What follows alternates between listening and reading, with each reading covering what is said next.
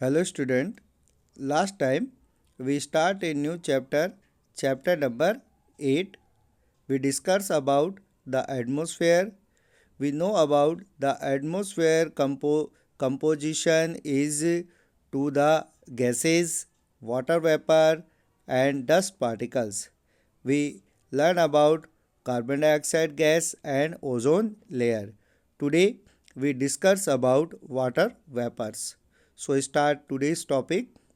Water vapors is such a variable gas in the atmosphere. अगर हम देखें तो जो जल वाष्प है यानी कि जो वाटर वेपर्स है वो एटमॉस्फेयर वायुमंडल में एक ऐसी परिवर्तनशील गैस है। मतलब वे वेरिएबल यानी कि इसमें बार बार बदलाव होता रहता है।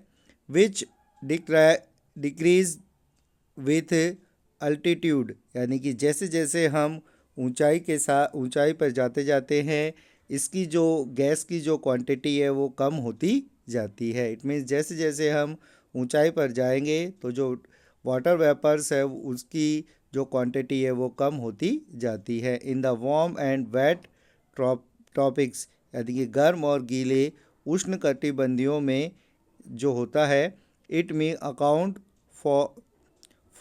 for 4% of the air by volume, while in the dry and cold areas of desert and polar region it may be less than 1% of the air। अगर हम देखें तो जो इसकी मात्रा के हिसाब से अगर हम कहें तो हवा में 4% यानी कि 4% ओनली 4% हिस्सा इसका हिस्सा होता है। जबकि जो रेगिस्तानी डेजर्ट और जो पोलर एरियाज़ है ध्रुव के पास के जो ठंडे एरियाज़ है वहाँ पर इसकी जो परसेंटेज है एयर में वो ओनली 1% होती है। यानी कि जो गर्म क्षेत्र हैं जैसे जो हॉट हॉट एरियाज़ अगर हम देखें warm and wait area tropical areas में देखें तो वहाँ पर जो वाटर वेपर्स होते हैं उनकी जो क्वांटिटी है एयर में वो अराउंड 4% होती है। जबकि जो कोल्ड एरियाज़ हैं जैसे डेजर्ट या पोलर एरियाज़ जो कोल्डेस्ट एरियाज़ होते हैं वहाँ पर जो एयर में ओनली 1% वाटर वेपर पाए जाते हैं। Water vapour also decrease from the equator toward the polars. इसी तरीके से ध्रुव की ओर भूमध्य रेखा से जल वाष्प भी घटता जाता है। इट मीन्स जैसे जैसे हम इक्वेटर यानी कि जो भूमध्य रेखा है उससे हम जो पोलर साइड में हम जैसे जैसे आगे बढ़ते हैं तो जो वाटर वेपर की जो क्वांटिटी है वो डिक्रीज होती जाती है। इट मीन्स जो हॉट एरियाज से हम जैसे जैसे कोल्ड एरियाज़ की ओर जाते हैं तो जो वाटर वेपर है उसकी वो डिक्रीज होता जाता है, उसकी मात्रा में कमी आती है। इट अब absorb parts of the isolation from the sun and previties of earth radiate heat। यानी कि अगर हम कहें तो जो ये सूर्य से अलगाव के कुछ हिस्से को अवशोषित करता है और पृथ्वी की विकर्णीय गर्मी को संरक्षित करता है। मतलब जो पृथ्वी पर होता है जो हम देखते हैं कि जो अर्थ है अर्थ पर जो हॉटनेस होती है उसे ये बनाए रखता है, हीट को बनाए रखने का काम ये करता है। It this act like a blanket allowing the earth never to become too cold nor too hot. यानी कि इसका मतलब ये है कि यह एक कंबल की तरह काम करता है। मतलब अगर हम देखें तो पृथ्वी की रक्षा करने के लिए एक ब्लैंकेट की तरह जो वाटर वेपर है वो अपना वर्क करता है, जिससे ना तो पृथ्वी बहुत ज़्यादा ठंडी होती है और ना ही बहुत ज़्यादा गर्म होती है। उसे ठंडी और ज़्यादा गर्म होने से रोकने का काम वाटर वेपर्स के द्वारा किया जाता है। Water vapours also contribute to the stability and instability of the air.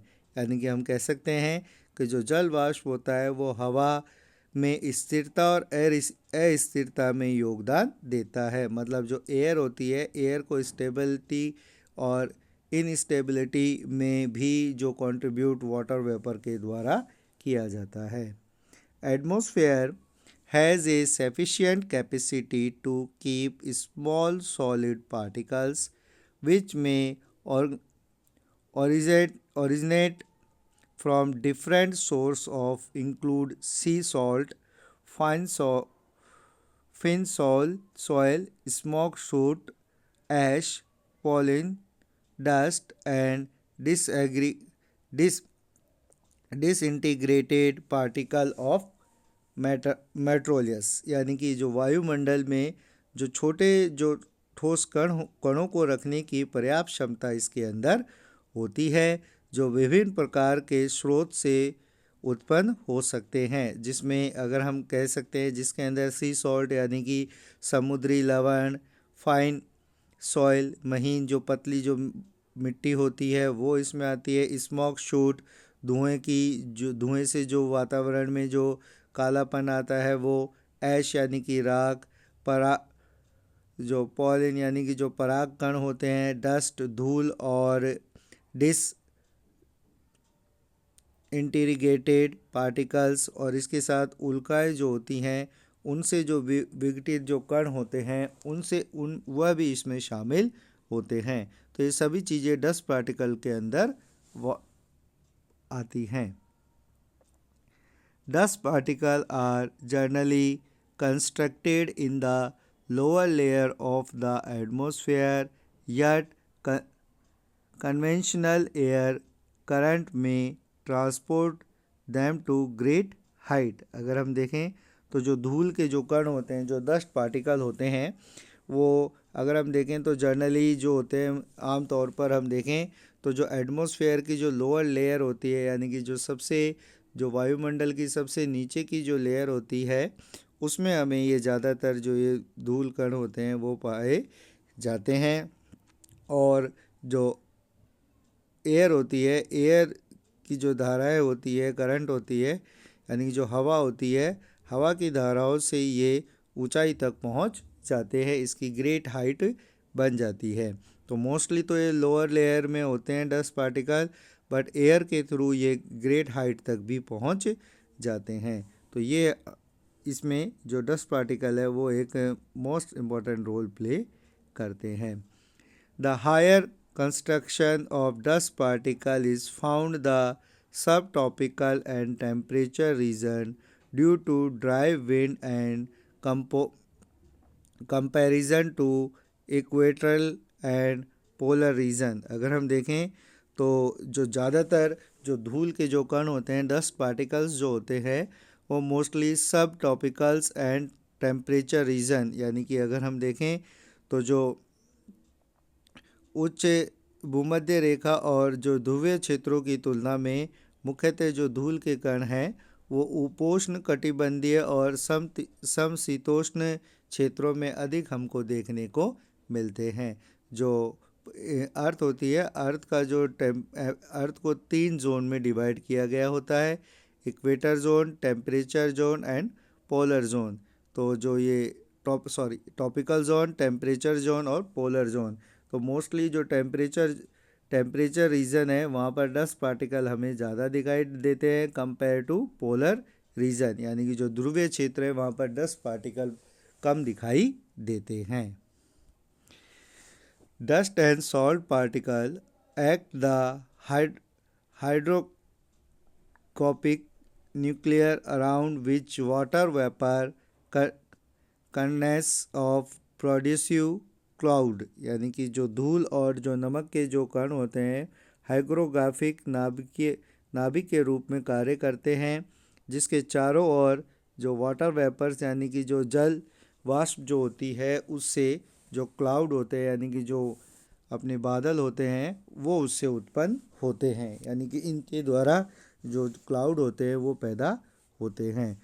तो स्टूडेंट, आज हमने देखा कि जो वाटर वेपर्स होते हैं, वाटर वेपर्स के बारे में आज हमने पढ़ा, जिसमें हमने देखा कि जो वाटर वेपर्स होते हैं वो मुख्यतः जो वेरिएबल गैसेस यानी कि एक परिवर्तनीय गैस की तरह होते हैं, जिनकी जो क्वांटिटी है। जैसे जैसे हम हाइट पे जाते हैं, जैसे जैसे ऊंचाई पे जाते हैं, तो जो वाटर वेपर्स की जो क्वांटिटी है वो धीरे धीरे कम होती जाती है। साथ ही साथ हम देखते हैं जो वार्म एंड वेट जो एरियाज़ होते हैं, वहाँ पर वाटर वेपर की जो एयर है, एयर में उसका जो परसेंटेज है वो 4% वॉल्यूम उसका होता है। जबकि जो कोलर कोल्ड एरियाज़ है वहाँ पर अगर हम देखें तो जो एयर होती है, एयर में जो वाटर वेपर्स होते हैं उनका जो वॉल्यूम होता है, उनका जो परसेंटेज होता है वो 1% होता है। साथ ही साथ जैसे जैसे हम इक्वेटर से पोलर रीजन की ओर बढ़ते हैं, वैसे वैसे जो वाटर वेपर्स है उनकी क्वांटिटी डिक्रीज़ होती जाती है। यानी कि भूमध्य रेखा से ध्रुव यानी कि जो पोलर रीजन है उसकी ओर जाने पर वाटर वेपर्स की जो क्वांटिटी है वो धीरे धीरे कम होने लग जाती है। और वाटर वेपर्स हमने देखा कि एक ब्लैंकेट के रूप में काम करते हैं, एक्ट लाइक ए ब्लैंकेट। यानी कि जो पृथ्वी होती है, अर्थ होती है, अर्थ के लिए एक ब्लैंकेट के रूप में काम करते हैं, जो अर्थ को ना तो ज़्यादा हॉट होने देते हैं और ना ही ज़्यादा कोल्ड होने देते हैं। यानी कि जो टेम्परेचर है उसमें बैलेंस बनाने का काम भी वाटर वेपर्स के द्वारा किया जाता है। साथ ही साथ जो वाटर वेपर्स होते हैं वो एयर को स्टेबल बनाने का काम भी करते हैं। मतलब एयर यानी जो हवा है, हवा को स्थिर रखने का काम भी वाटर वेपर्स के द्वारा किया जाता है। एटमॉस्फेयर में अगर हम देखें तो अलग अलग तरीके के जो पार्टिकल्स होते हैं, स्मॉल सॉलिड पार्टिकल्स होते हैं, उनसे मिलकर और जो अपने डस्ट पार्टिकल्स हैं वो बनते हैं। डस्ट पार्टिकल मोस्टली हम देखते हैं कि जो हमारी जो अर्थ सरफेस है उसकी जो लोअर लेयर है उसी में हमें ज़्यादा डस्ट पार्टिकल्स देखने को मिलते हैं। बट एयर करंट के थ्रू ये ग्रेट हाइट तक भी पहुंच जाते हैं। और जो हम देखते हैं कि मोस्टली जो डस्ट पार्टिकल्स हैं वो जो टेम्परेचर रीजन है वहाँ पर ज़्यादा देखने को मिलते हैं compare to polar region. Polar region में जो डस्ट पार्टिकल्स होते हैं वो बहुत कम होते हैं, जबकि जो टेम्परेचर रीजन होता है वहाँ पर जो डस्ट पार्टिकल्स है वो ज़्यादा मिलते हैं। We also know about the earth divided to three main reasons. First, tropical region, second, temperature region, and third is polar region.